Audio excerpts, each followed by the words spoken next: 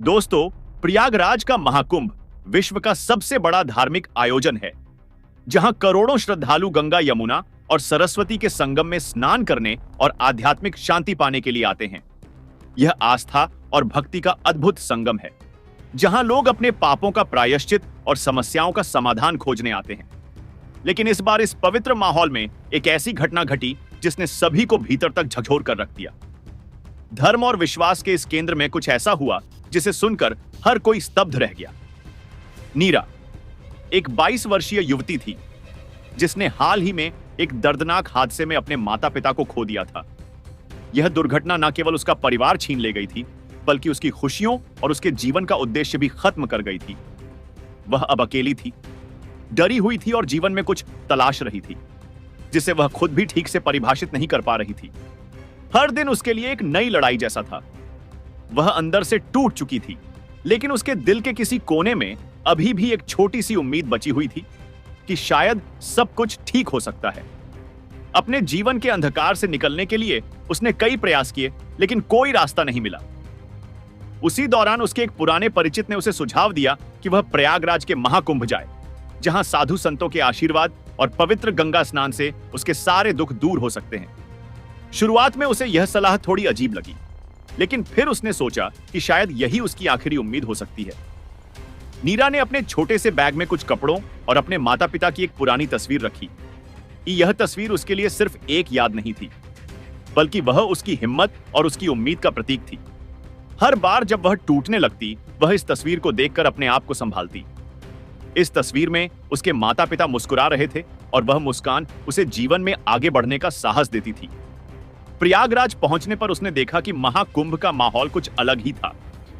हर जगह श्रद्धालु थे, साधु संत ध्यान में बैठे थे और गंगा किनारे आध्यात्मिक चर्चाएं हो रही थी। नीरा ने अपने चारों ओर देखा तो उसे लगा जैसे वह किसी दूसरे दुनिया में आ गई हो। गंगा का शीतल जल, मंत्रोच्चार की ध्वनि और लोगों के चेहरों पर अद्भुत शांति उसे मंत्र मुक्त कर रही थी। गंगा किनारे टहलते हुए उसकी नजर एक साध्वी पर पड़ी। साध्वी मां चैतन्य के चेहरे पर अद्भुत तेज था। उनके सफेद वस्त्र और उनकी शांत मुद्रा देखकर नीरा अनायास ही उनकी ओर खींच गई। आसपास के लोग उन्हें मां चैतन्य कहकर संबोधित कर रहे थे। हर कोई उनकी दिव्यता और उनके द्वारा किए गए चमत्कारों की प्रशंसा कर रहा था। कुछ लोग कह रहे थे कि उनकी कृपा से बीमारियां ठीक हो जाती हैं और जीवन की परेशानियां दूर हो जाती हैं। नीरा ने थोड़ी झिझक के साथ साध्वी मां के पास जाने का फैसला किया। उनके पास पहुंचते ही उसने उनकी ओर देखा और तुरंत अपने जीवन की परेशानियां बतानी शुरू कर दी। उसकी आवाज में गहरा दर्द था और आंखों में आंसू थे। उसने बताया कि उसने कैसे अपने माता पिता को खो दिया और अब वह पूरी तरह से अकेली और टूटी हुई महसूस करती है। साध्वी मां ने बड़े प्रेम और सहजता से उसकी बातों को सुना। उन्होंने कहा, बेटी, तुम्हारे जीवन के सारे दुख गंगा मां की कृपा से समाप्त हो सकते हैं, लेकिन इसके लिए तुम्हें मेरे आश्रम में एक विशेष पूजा करनी होगी। वहां तुम्हारे जीवन की सभी परेशानियों का अंत होगा। साध्वी मां की बातों से नीरा को अजीब सा सुकून महसूस हुआ। उन्हें देखकर उसे लगा कि शायद उसे अपनी परेशानियों का हल मिल गया है। नीरा ने साध्वी मां के साथ उनके आश्रम जाने का फैसला किया। आश्रम गंगा किनारे एक सुनसान जगह पर स्थित था। यह बाहर से देखने में बेहद शांत और पवित्र लग रहा था। ऊंची दीवारें और मुख्य द्वार पर लगे रंगीन झंडे इस आश्रम को आध्यात्मिकता से भरपूर दिखा रहे थे। नीरा को ऐसा महसूस हुआ जैसे उसने अपनी मंजिल पा ली हो। वह साध्वी मां के साथ आश्रम के भीतर दाखिल हुई। आश्रम के अंदर का माहौल थोड़ा अलग था। वहां हल्की रोशनी थी, दीवारों पर धार्मिक प्रतीकों की पेंटिंग्स लगी थी और पूजा की हल्की आवाजें सुनाई दे रही थी। लेकिन इस शांति के बीच कुछ ऐसा था जो अजीब लग रहा था। आश्रम में कुछ और महिलाएं भी थीं, जो सहमी हुई नजर आ रही थी। उनके चेहरे पर कोई खुशी नहीं थी, बल्कि उनकी आंखों में अजीब सा डर साफ झलक रहा था। ने जब उनकी तरफ देखा तो उसका मन थोड़ा विचलित हुआ। उसे लगा जैसे कुछ गलत हो रहा है। लेकिन जब उसने साध्वी मां की तरफ देखा तो उनके चेहरे की शांति और उनके मीठे शब्दों ने उसका शक मिटा दिया।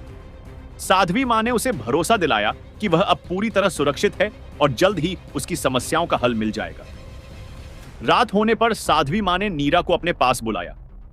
उन्होंने उसे एक विशेष पूजा का हिस्सा बनने के लिए कहा।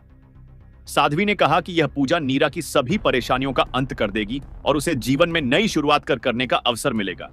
नीरा ने साध्वी की बात मान ली। उसे एक छोटे से कमरे में ले जाया गया जो साधारण था, लेकिन भीतर एक रहस्यमय सी ऊर्जा महसूस हो रही थी। कमरे के बीच में एक दिया जल रहा था और वहां पूजा की सामग्री रखी हुई थी। साध्वी ने नीरा को बैठने के लिए कहा और उसे एक विशेष प्रसाद दिया। नीरा ने प्रसाद को बड़े विश्वास के साथ खा लिया, लेकिन कुछ ही देर में उसे अजीब महसूस होने लगा। उसका सिर भारी हो गया और उसकी आंखें धीरे धीरे बंद होने लगी। थोड़ी ही देर में वह बेहोश हो गई। आश्रम का एक नौकर शिवा, जो वर्षों से वहां काम कर रहा था, इस पूरे माहौल से हमेशा असहज महसूस करता था। उसने कई बार साध्वी मां को संदिग्ध हरकतें करते हुए देखा था, लेकिन वह डर के कारण कुछ कह नहीं पाता था। इस बार जब उसने नीरा को साध्वी के कमरे में जाते देखा और फिर उसे बेहोश होते देखा, तो उसे समझ आ गया कि कुछ बहुत गलत हो रहा है। शिवा ने इस बार चुप न रहने का फैसला किया। शिवा ने हिम्मत जुटाई और तुरंत अपने कुछ दोस्तों को बुलाया। वे चुपके से साध्वी मां के कमरे के पास गए और वहां से छुपकर देखने लगे। उन्होंने देखा कि साध्वी मां और उनके कुछ साथी बेहोश नीरा के साथ गलत करने की योजना बना रहे थे। शिवा और उसके दोस्तों ने तुरंत कमरे का दरवाजा तोड़ दिया। शिवा ने जोर से चिल्लाकर आसपास के लोगों को बुला लिया। जब भीड़ कमरे में पहुंची तो उन्होंने नीरा को बेहोश पाया। साध्वी मां और उनके साथियों की हरकतें देखकर सबका गुस्सा फूट पड़ा। लोग समझ गए कि धर्म के नाम पर यहां कितनी बड़ी ठगी हो रही थी। तुरंत पुलिस को बुलाया गया। पुलिस ने साध्वी मां और उसके गुर्गों को गिरफ्तार कर लिया। पूछताछ में पता चला कि साध्वी मां असल में एक ठग थी, जो धर्म के नाम पर भोले भाले लोगों को फंसाकर उनका शोषण करती थी। वह महिलाओं को बहकाकर अपने आश्रम में लाती थी और फिर उन्हें ब्लैकमेल करती थी। पुलिस जांच में यह भी पता चला कि यह साध्वी एक बड़े गिरोह की मुखिया थी। उसका पूरा गिरोह मिलकर धर्म के नाम पर भोले भाले श्रद्धालुओं से पैसे ठगता था। आश्रम की तलाशी लेने पर पुलिस को कई नकली दस्तावेज, नशीले पदार्थ और महिलाओं की आपत्तिजनक तस्वीरें मिली। इन सब के जरिए वह महिलाओं को डराकर अपने जाल में फंसा थी। इस घटना ने पूरे क्षेत्र में हलचल मचा दी। लोगों को समझ में आ गया कि धर्म के नाम पर अंधविश्वास कितना खतरनाक हो सकता है। नीरा को अस्पताल ले जाया गया, जहां उसकी देखभाल की गई। होश में आने के बाद उसने पुलिस और शिवा को धन्यवाद दिया। शिवा ने अपनी बहादुरी से न केवल नीरा की जान बचाई, बल्कि साध्वी मां की सच्चाई को भी सबके सामने लाया। यह घटना उन सभी के लिए एक सबक बन गई, जो धर्म के नाम पर आंख मूंद कर किसी पर भी भरोसा कर लेते हैं। तो दोस्तों, चैनल को सब्सक्राइब जरूर करें। धन्यवाद।